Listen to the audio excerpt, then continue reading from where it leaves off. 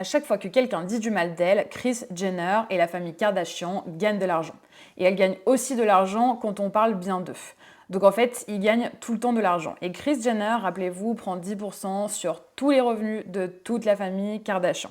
Avec plus de 750 millions de followers, les Kardashian ont construit un véritable empire.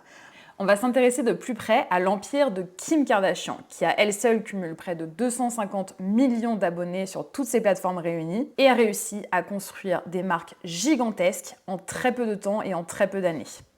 En l'occurrence, on va parler de Skims, sa marque de sous-vêtements et de shapewear qui a été lancée en 2019 en plein milieu du Covid. Elle a très rapidement atteint les 100 millions de dollars de revenus et cette année, elle va dépasser la barre des 400 millions. Donc en près de quelques années, 2-3 ans, elle est devenue absolument gigantesque et surtout incontournable en aspirant directement du chiffre d'affaires des plus grosses marques de lingerie des États-Unis et du monde entier.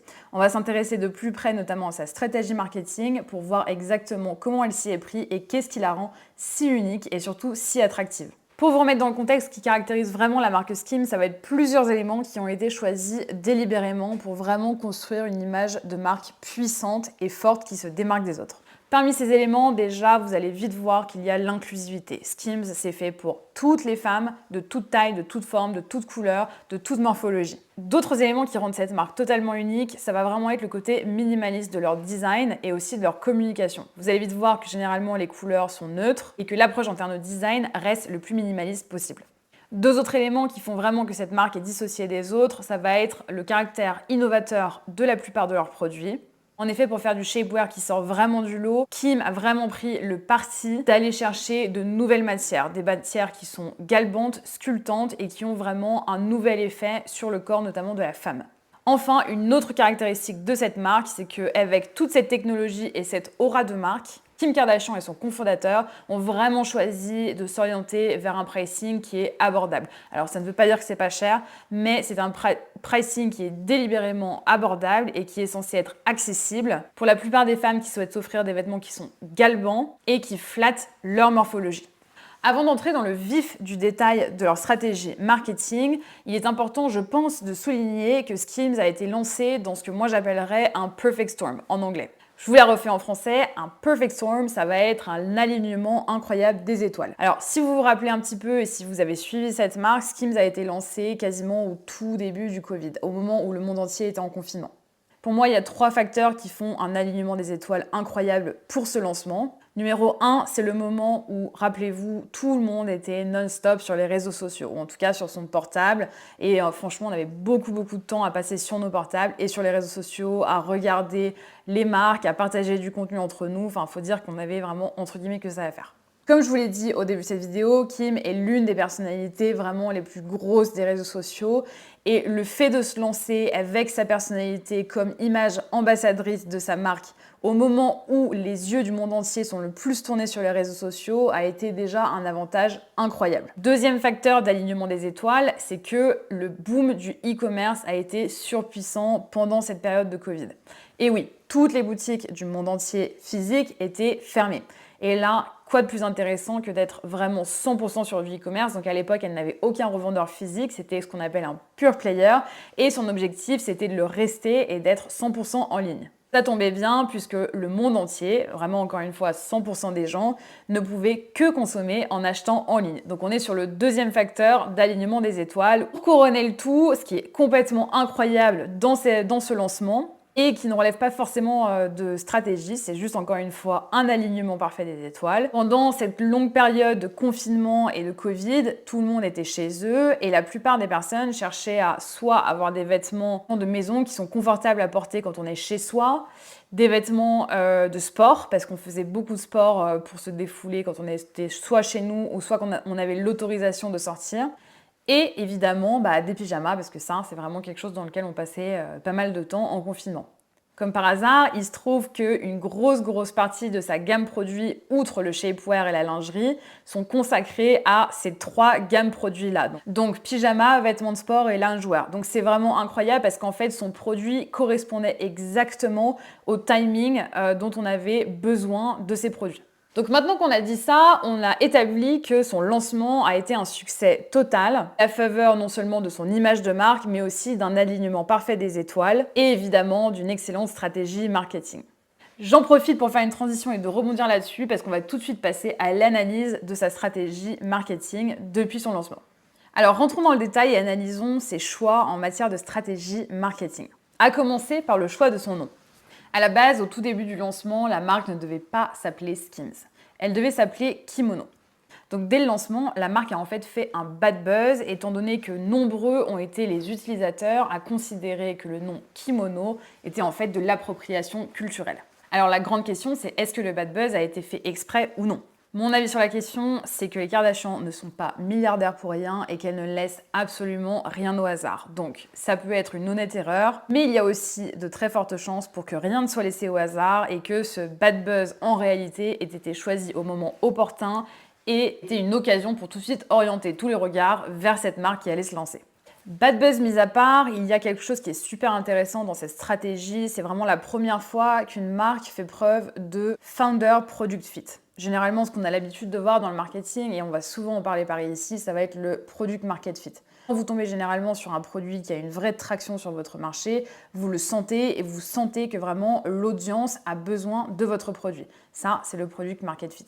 Avec le product market fit, normalement, vous n'avez pas trop de mal à vendre si vous faites un peu de communication et si vous ciblez les bonnes personnes et la bonne audience. En l'occurrence, avec Kim Kardashian et sa marque Skims, on a vraiment un phénomène de founder product fit. C'est vraiment elles qui l'ont inventé et en fait, c'est vraiment la stratégie d'image de marque du fondateur qui se met au service du produit. Si on y repense et qu'on regarde toute sa carrière, Kim a vraiment fait tout son business sur son corps et sa silhouette. Son image de marque a été vraiment étudiée et était vraiment idéale pour lancer un produit qui est orienté autour de la silhouette pour les femmes. Donc le Founder Product Fit, c'est vraiment un tout nouveau concept et je pense que c'est pas la dernière fois qu'on va en entendre parler avec les Kardashians. Continuons sur sa stratégie marketing parce que Kim a tout de suite et immédiatement pour sa marque Skims utilisé l'art du FOMO. Le FOMO, c'est quoi? C'est le Fear of Missing Out. Donc c'est littéralement en français la peur de louper quelque chose. Et oui, Kim lance uniquement avec sa marque des produits qui sont en format de drop, donc c'est-à-dire des réassorts de stock et de collections capsules qui sont définis dans le temps.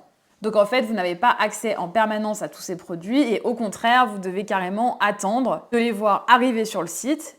Et surtout, c'est là où toute la beauté de la stratégie réside, en quantité limitée. En plus de susciter un vif intérêt du consommateur, le FOMO permet aussi autre chose qui est beaucoup plus subtil. Avec son image de production de masse et de marque énorme, Kim pourrait facilement tomber dans les écueils du fast fashion. En faisant des drops et en utilisant le FOMO, donc le fast fashion, cette façon de produire où le développement des collections se fait ultra rapidement, le développement de la production est encore plus rapide et surtout, on produit en quantité énorme en étant à peine sûr des besoins de l'audience qu'il y a en face. Donc très souvent, ça passe par du gaspillage, des gros déstockages en termes de pricing et une perception de la valeur produit qui est très amoindrie. Les personnes qui consomment de la fast fashion, et vous en faites certainement partie, vont avoir tendance à traiter un vêtement comme s'il était carrément jetable dès qu'on l'a acheté.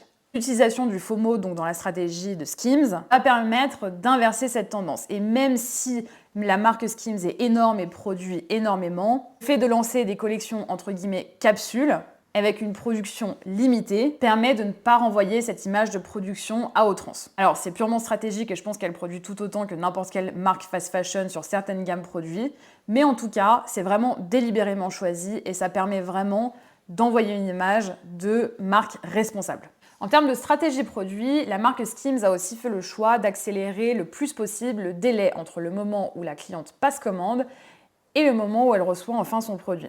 Si bien qu'ils sont vraiment la première marque du monde entier à proposer la livraison du dernier kilomètre sur certaines grandes villes comme Los Angeles. Et ça, c'est super rare. En fait, ils ont une stratégie, on dirait, d'amazonification, donc vraiment traiter Skims un peu comme Amazon Prime, où la marque deviendrait presque une commodité qu'on pourrait commander en dernière minute. Donc pour l'instant, c'est uniquement fait sur Los Angeles.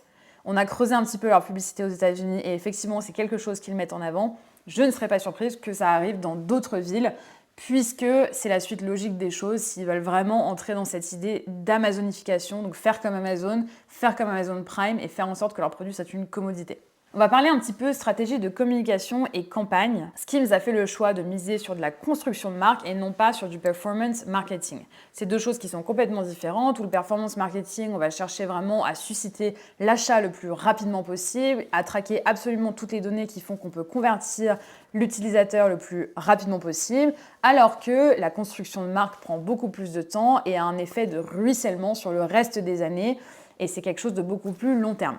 Ce choix de construction de marque vs performance marketing, plusieurs marques ne le font pas. Généralement, c'est les marques de luxe qui vont miser sur la construction de marque et le reste des marques vont essayer de faire les deux. Pour le coup, pour Skims, c'est quelque chose qui a été vachement subi. En fait, il y avait une telle demande face à leurs produits qu'ils n'arrivaient juste pas à assurer la production de stock en conséquence. Donc du coup, ça serait revenu à tuer la marque de faire des campagnes de performance marketing, donc qui sont exactement ce que nous on fait, hein, c'est des campagnes publicitaires sur les réseaux sociaux ou alors sur Google par exemple, sur les moteurs de recherche, etc. Et ils auraient en fait tout simplement pas pu faire ça, puisqu'ils auraient probablement, et même à 90%, ramené des clients vers un site et des gammes produits qui étaient hors de stock. C'est un choix qui est intéressant puisque c'est un choix stratégique qui a plus ou moins été subi, mais qui a été tourné à leur avantage puisque quand on est orienté construction d'image de marque, c'est tout bénef pour la marque puisque c'est une stratégie qui s'inscrit dans le long terme. Je vous donne quelques exemples de campagnes de construction d'image de marque. Ça va être les panneaux publicitaires gigantesques dans la rue, sur Times Square, etc. Évidemment, ça va être la presse, mais aussi des shootings photos avec des photographes prestigieux. Ça va aussi être de se payer les mannequins les plus en vue, et ça on rentrera en détail dedans après, mais vraiment les mannequins les plus connus du monde entier. Et typiquement, par exemple, une de leurs dernières stratégies, ça aurait été de sponsoriser les Jeux Olympiques. Donc tout ça, ce sont vraiment des campagnes qui n'ont pas vocation à assurer des performances immédiates, mais qui ont plutôt vocation à construire une véritable identité de marque et une image de marque forte, puissante et sur le long terme. On continue sur cette fameuse stratégie d'image de marque. Alors maintenant qu'on sait que c'est vraiment leur énorme priorité, on va s'intéresser de plus près à ce qu'ils ont mis en place en détail pour vraiment assurer une image de marque puissante qui rayonne. On ne le soupçonne pas, mais ça passe vraiment par les petites choses pour commencer et notamment par montrer ce qui se passe derrière les coulisses pour construire une marque. Et oui, encore une fois, rien n'est laissé au hasard et c'est vraiment délibérément réfléchi de mettre en avant les coulisses de la marque et de la construction de celle-ci. Alors, elle est super récente, Skims a moins de 3-4 ans, et l'idée, c'est vraiment depuis le début de mettre en avant que la marque est construite, même si elle est grosse, qu'elle est vraiment construite à la force du poignet par Kim Kardashian et son équipe, si bien qu'elle va vraiment mettre en avant ce qui se passe en coulisses. Donc par exemple, elle va vous montrer comment elle choisit ses tissus, qu'est-ce qui se passe en usine, et elle va aller visiter les usines. Elle va aussi très souvent repartager sur son compte personnel les shootings photos qui sont reliés aux dernières collections et aux collections à venir. Donc on a vraiment une idée de comment se passe un shooting photo et un shooting de campagne publicitaire. Elle a vraiment intégré cet aspect dans sa stratégie et la recherche et le développement sont quelque chose qu'elle va mettre en avant. Au final, montrer les coulisses montre aussi vraiment comment se construit une marque de A à Z. Et la marque, dans une stratégie de construction d'image de marque, la marque, et surtout en e-commerce, est un asset, un actif ultra précieux, probablement le plus précieux. Surtout qu'on le verra plus tard, Kim Kardashian cherche à construire une marque dont elle pourra se dissocier, qui ne sera plus tributaire de son identité à elle. Donc elle cherche vraiment à construire un univers complet. Construire une marque, et qui plus est une marque à l'identité forte et puissante et pérenne, ne va pas forcément, et au contraire va dans le sens contraire du suivi des indicateurs clés. La construction d'une image de marque puissante et solide ne va pas forcément directement impacter un panier moyen par exemple, alors qu'en e-commerce, généralement, c'est le nerf de la guerre. Mais il faut le voir différemment. La construction d'une image de marque super solide va directement impacter la LTV, donc la lifetime value de celle-ci. La lifetime value, c'est vraiment combien un client de cette marque va rapporter tout au long de son cycle de vie auprès de celle-ci. Et alors là, ça change tout parce qu'en réalité, c'est cet indicateur qui est le plus intéressant. Si un client va acheter plusieurs fois par an tout au long de sa vie la marque Skims, beaucoup plus intéressant que s'il a acheté une ou deux fois et qu'à chaque fois, il a fallu payer pour qu'il achète. Et ça se travaille par la récurrence client, et la récurrence client, c'est largement facilité par une excellente stratégie de construction d'image de marque. Pour conclure sur cette stratégie de construction d'image de marque, il y a une campagne qui est mythique et qui vaut le coup d'être citée parce que je trouve qu'elle illustre vraiment cette stratégie. La fameuse campagne Victoria's Secret. La campagne Victoria's Secret, c'est vraiment l'étape d'après, après le lancement, après que Kim ait vraiment utilisé son image pour amorcer le lancement de sa marque. Et ça y est, la marque est assise, elle fait un chiffre d'affaires et une croissance qui est vraiment exponentielle et elle commence à être installée. Et là, l'objectif, c'est pour Kim de dissocier son image de celle de sa marque. En plus de ça, il se trouve qu'à ce moment, on est en train de constater que sur le marché de la lingerie, la marque Skims est vraiment en train d'aspirer les gros du secteur. Et précisément la marque Victoria's Secret qui est en train de mourir depuis plusieurs années. Alors Victoria's Secret, vous connaissez sûrement, c'est une marque américaine qui est gigantesque aux États-Unis, un tout petit peu connue quand même en France, mais vraiment aux États-Unis, c'était la marque référence pendant des dizaines et des dizaines d'années en termes de lingerie. Un des gros atouts de cette marque, c'était surtout qu'elle accompagnait les femmes du tout début de leur vie de femme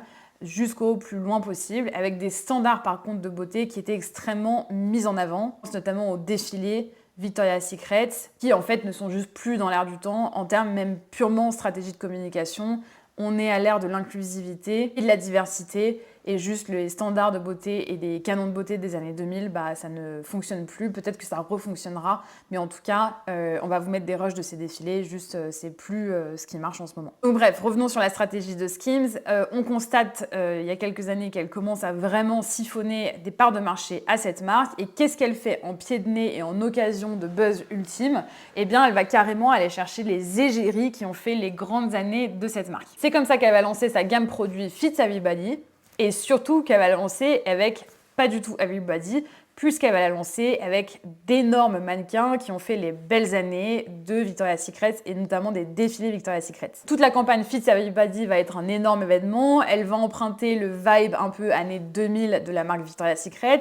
Elle va aussi emprunter les grandes mannequins de Victoria's Secret, donc Heidi Klum, Tyra Banks, mais aussi Alexandra Ambrosio. Et l'avantage, c'est que toutes ces mannequins ont maintenant bien plus de 40 ans, ce qui permet de vraiment asseoir ce message d'inclusivité qui intègre une femme tout au long de son cycle de vie et de ses morphologies et de ses transformations pour montrer qu'elle est belle à tout âge. Les poses et le shooting photo de la campagne sont quand même ultra similaires aux poses utilisées dans les années 2000 par la campagne Victoria's Secret, sauf que là, on prône vraiment le body et le age positivity. Donc body positivity, on reste positif par rapport à l'image de notre corps, et l'age positivity, on reste positif par rapport à notre âge grandissant. Donc vraiment, c'est pour inclure le plus de femmes possible dans cette campagne de construction d'image de marque. Une fois n'est pas coutume, cette campagne de construction d'image de marque axée sur Victoria's Secret a fait un bad buzz. Alors, on a bien compris la stratégie des Kardashians, bad buzz ou buzz c'est à peu près équivalent, mais oui, elle a fait un bad buzz, notamment parce qu'on l'aurait accusée d'avoir un peu trop photoshopé les corps de ces mannequins qui sont dans la quarantaine, notamment celui de Tyra Banks. Peu importe, le bad buzz est passé et la campagne est quand même restée dans les annales comme l'une des plus grosses campagnes de la marque Skims. Et surtout, le gros marqueur que Skims avait bien évidemment sa place sur le marché de la lingerie et commençait à sérieusement concurrencer ouvertement et frontalement Victoria's Secret. En conclusion de toute cette vidéo d'analyse de stratégie, je dirais que quand même on a réussi à montrer que Kim Kardashian essaye vraiment de construire une image de marque suffisamment puissante pour potentiellement et rapidement se dissocier et ne plus être tributaire de seulement l'image de marque de Kim Kardashian et vraiment avoir son identité à part entière. Rappelez-vous le Founder Product Fit, et bien là l'objectif c'est vraiment de s'en dissocier au maximum pour que ce ne soit plus qu'un Product Market Fit et que vraiment le marché soit en face uniquement de son produit et de sa marque. Enfin pour conclure, je dirais que Kim Kardashian et sa marque Skims ne sont pas encore peut-être ringarde. Je pense que Skims a encore de très beaux jours devant elle en tant que marque. Je pense aussi que Kim Kardashian va réussir à dissocier son image de l'image de Skims. Et alors après, de savoir si Kim Kardashian va être ringarde ou plus à la mode ou alors s'essouffler un petit peu en termes de rayonnement, je pense que c'est carrément possible. On l'aura tous vu apparemment sur le prochain Met Gala, elle n'est pas invitée. C'est possible que le gros phénomène de mode s'essouffle un petit peu autour des Kardashians. C'est aussi possible qu'elle commence à avoir une image de marque ringarde. On va voir ce qu'elle nous réserve, on va voir si elle arrive à renouveler son image de marque. Mais en tout cas, je pense que vraiment Skims a des bases solides et que c'est une marque à suivre. En tout cas, c'est une de nos premières vidéos sur cette chaîne. Si tu aimes, c'est le moment de liker et de suivre. Ça prend pas trop de temps et ça nous donne beaucoup de motivation pour continuer à créer des vidéos de ce type. Et si tu as des commentaires, n'hésite pas à nous les laisser et on les lira avec très grand plaisir. À très bientôt.